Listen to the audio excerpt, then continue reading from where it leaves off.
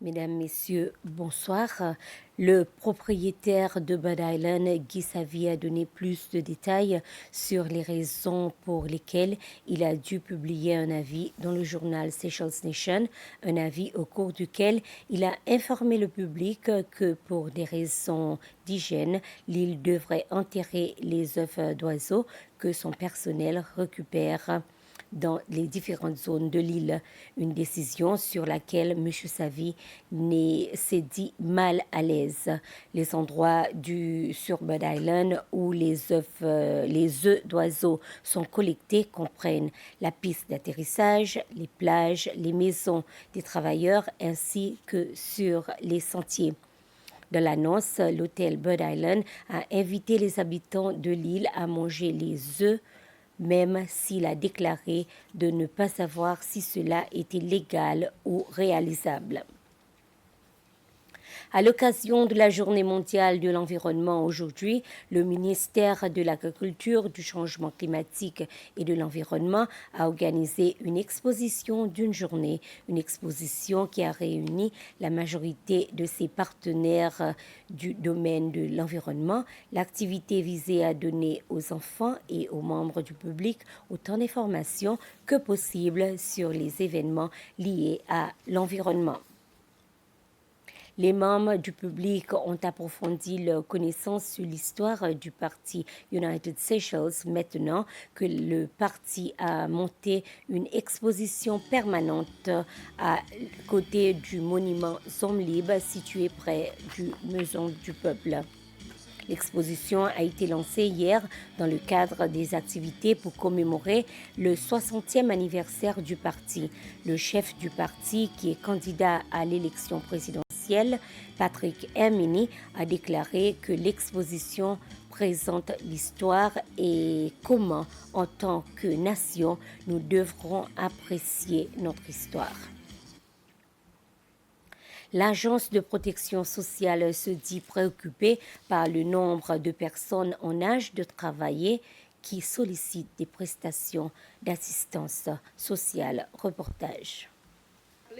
Lors de la présentation aux médias hier d'une analyse des statistiques concernant les différents programmes de sécurité sociale, la chef de la direction de l'Agence de protection sociale, Brenda Morin, a déclaré qu'au cours de ces 3 dernières années, l'agence a constaté que les chiffres de personnes qui sollicitent des prestations d'assistance continuent d'augmenter.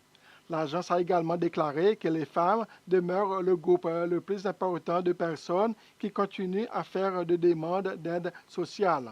En 2021, par exemple, il y a eu 900 demandes d'aide sociale par des femmes. Et 2 ans plus tard, en 2023, ce chiffre avait augmenté de plus de 550 pour atteindre 1455.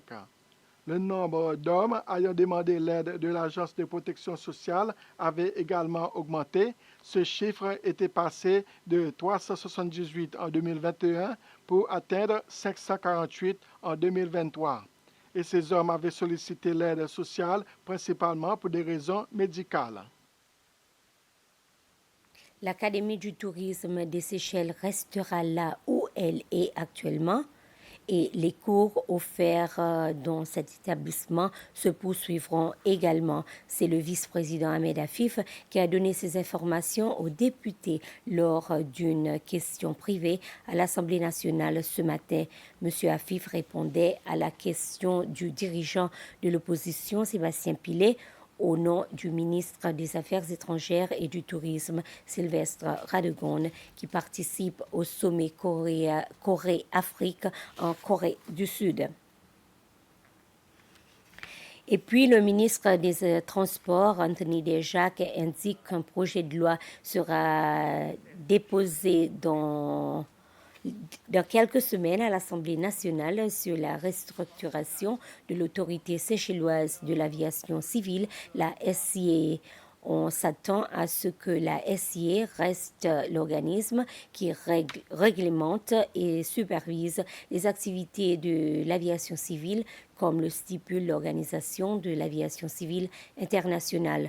D'autre part, étant une entité distincte, l'autorité aéroportuaire portuaire s'occupera uniquement des opérations aéroportuaires. Le ministre d'Airjack a précisé que la SIA employera une cinquantaine de personnes et il n'aura pas de suppression d'emplois. Et pour clore, le président Wiverum Kalawan a envoyé un message de félicitations au Premier ministre de la République de l'Inde, Narendra Modi, pour avoir obtenu un troisième mandat consécutif aux élections de 2024. Selon le président, les relations entre les Seychelles et l'Inde se sont renforcées au fil des années et nos deux nations travaillent de plus en plus étroitement sur une série de questions d'intérêt et de préoccupations mutuelles. C'était les informations. Merci de les avoir suivies.